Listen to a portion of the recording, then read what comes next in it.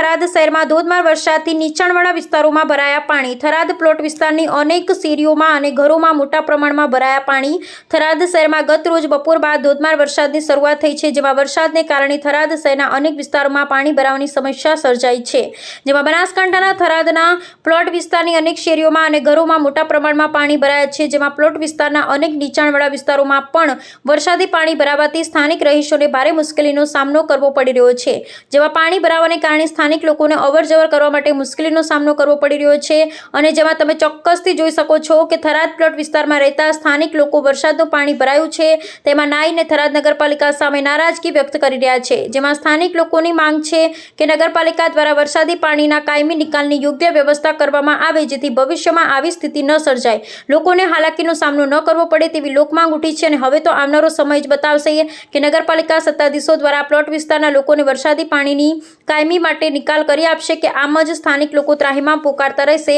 એ તો આમ અહેવાલ બાદ ખબર પડશે।